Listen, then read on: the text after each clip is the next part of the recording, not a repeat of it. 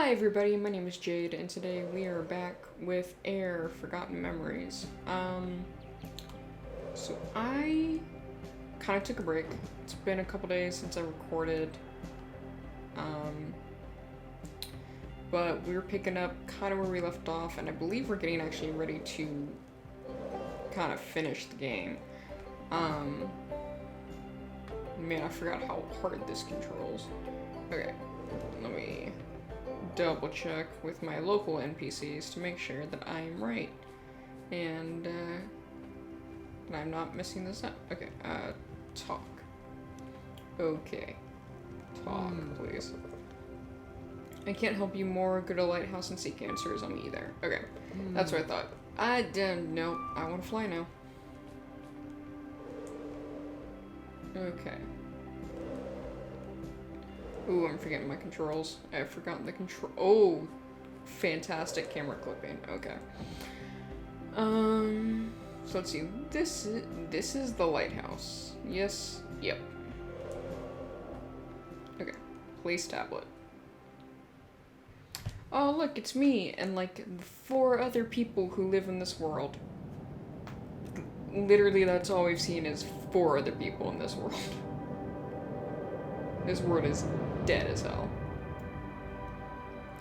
Okay, so if you don't remember where we left off, we got through like 3 different temples, met some spirits, learned a lot of stuff about this old war that basically fractured the world in pieces. It killed a lot of people. It was mainly instigated through some asshole who was trying to take power for himself and was trying to overthrow literal gods to become a quote-unquote god king, and it didn't go well for him.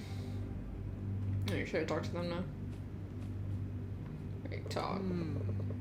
Ock, are you alright, child? This is eerily similar to the text I translated. The lighthouse shone a brilliant beam. At least it's not another divide. What would we even call it? The Greater Divide? I don't think your pilgrimage ends here, I'm afraid, even though you have already gone further than all before you. Whatever it is you will face at the end of this path, I am confident that you will, as always, come home safely, full of interesting news. You have found out so much, so I never would have dreamed of understanding of the ancients in our past. Go on now, find out what lies at the end of this light beam, and please be careful. Okay. So, okay, here we go. It's time to fly! I will say, I've probably talked about this before. I remember kind of talking about it. The controls in this game are a little bit wonky, especially when it comes to the flight. Like, you saw immediately as soon as I picked up this controller that I, fucked up the flying as soon as I tried to do it.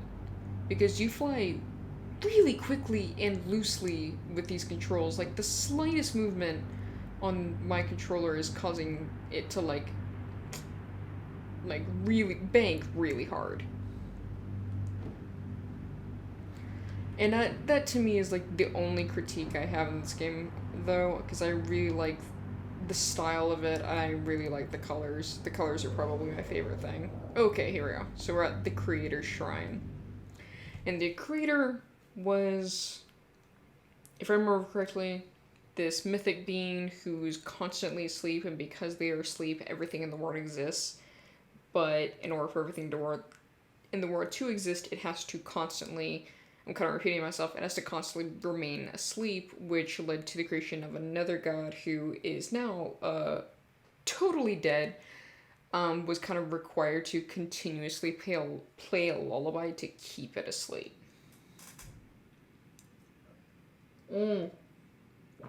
Okay, here we go. Oh, fuck.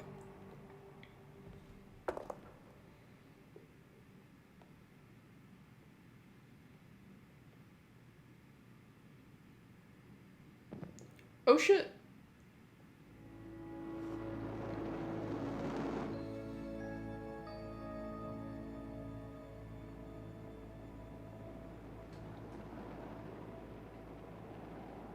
Oh, okay.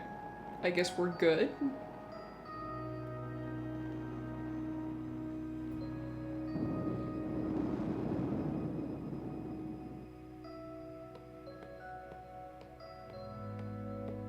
Follow the light. Auk, wait, listen to me. Do you know me? Oh, for a second I thought the floating stone behind them was like a person and I freaked out for a second.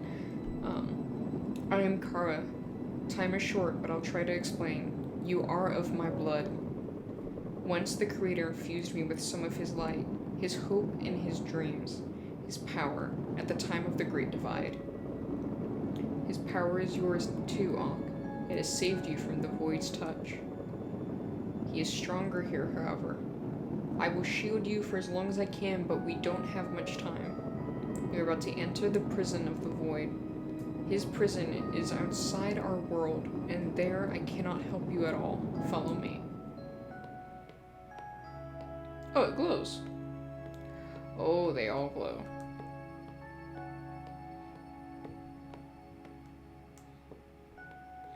So Kara, for anyone who doesn't remember, she was like the great prophet, kind of like savior figure that lived way before Ankh did during the Great Divide, and I believe she helped save a lot of people from the guy who was trying to declare himself a god king. She saved a lot of people from that. She led them to like a sanctuary.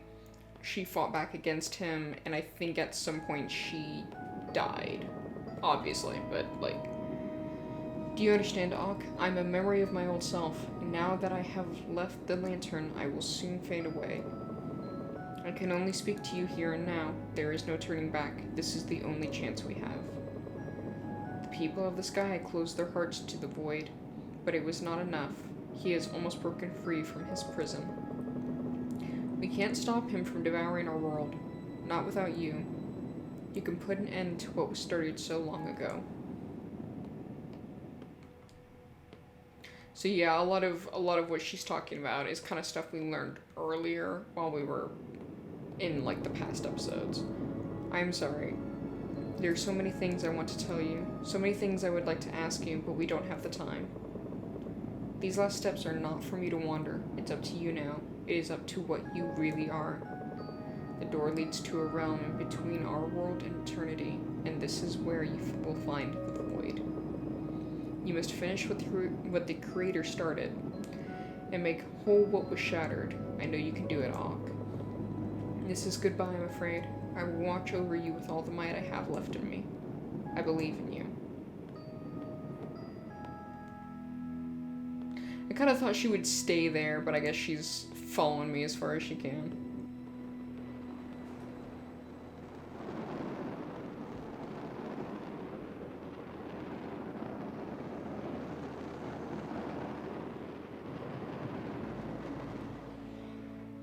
Glowing tattoo! It's one of my favorite tropes, I'm not gonna lie. I love that trope as like a design.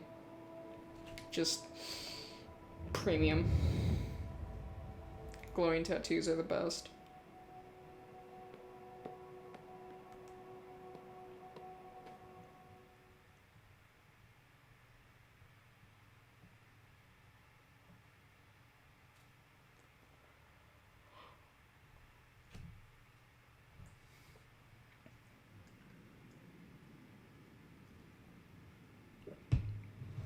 Okay.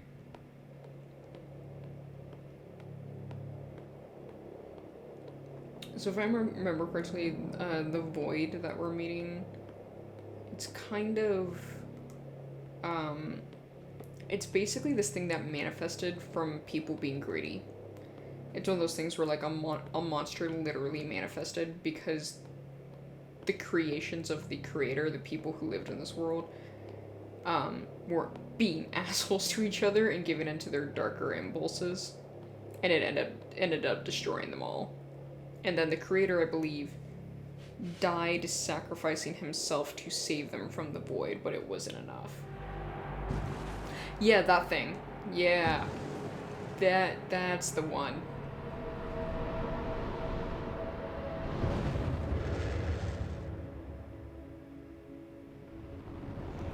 Ooh.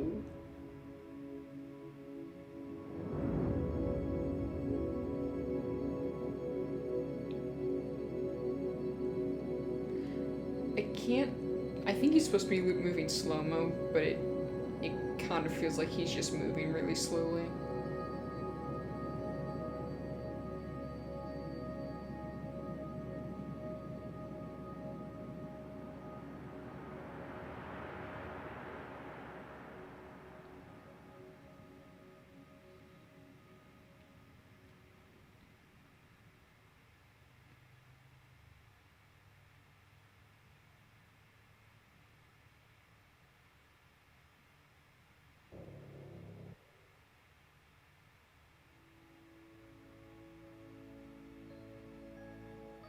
Oh, and that's it. That's the end of the game. Alright. Well...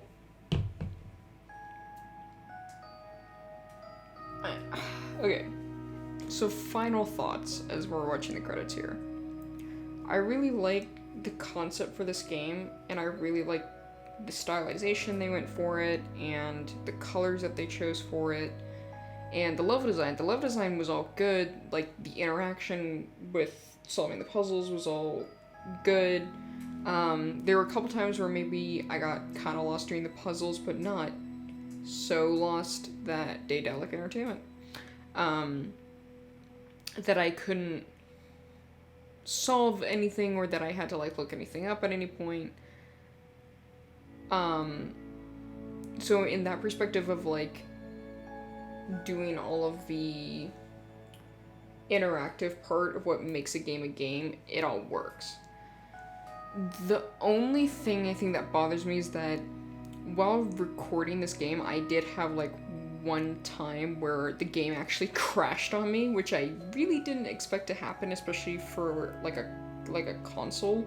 Like, it crashed to the point that I had to completely, like, turn off the game and, like, restart it, and just hope that the, oh, Simone Grunwald is the art director. I wonder if, I have a art book by someone with the same name, so I'm wondering if it's the same person. Anyways,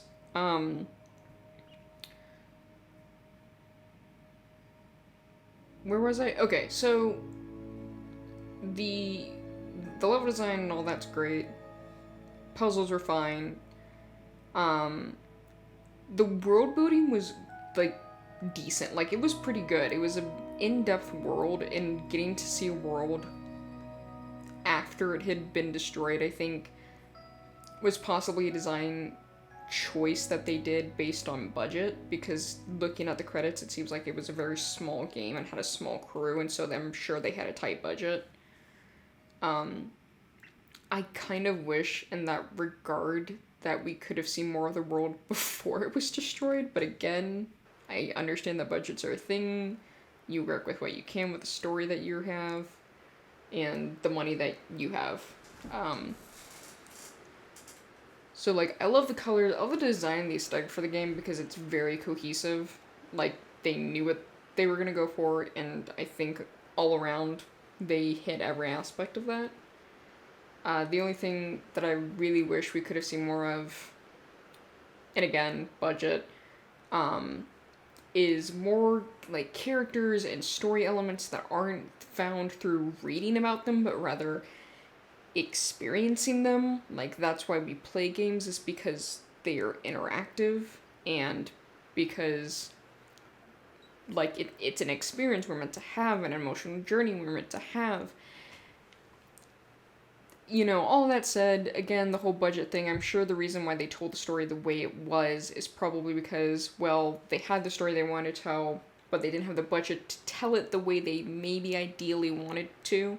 So instead, they leaned towards more of a, like, post-apocalyptic, like, story where you were learning about the past the same way the character is. And I think that aspect, like, having her be a pilgrim rather than, like, a child and is learning about the past, and, like, this is part of what her culture is and all that, and also being able to be, like, a shifter character, not just like, oh, all these NPCs are, but you're not, because some games do that, and it's really fucking annoying, because the most interesting part about worlds like this is when you get to play as, like, the special powered people or like race. Like in this one, they have different races of beings who can turn into different animals.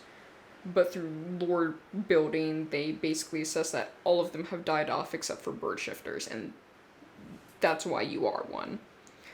Because in a world where the land is split and everything's floating, everyone but bird shifters were basically doomed to die. Which kind of makes sense. So yeah, overall, I would recommend this game. I would really like to see a game of this where we get to see more of like the big catastrophe that happened as it was unfolding or before it unfolded, so that we could see more of like the world and everything and what it was like, and possibly be able to meet characters who have these different abilities and stuff. But for what it is, I think it's a decent game. I enjoyed it. The controls are the only thing that really sticks out to me, would be like the time that it crashed from trying to load, and the controls. Like, just turn down the sensitivity on the flying and the movement. Like, turn that sensitivity down, and I think the experience would have been slightly better. Anyways, that's all I have to say. I'm gonna stop rambling now.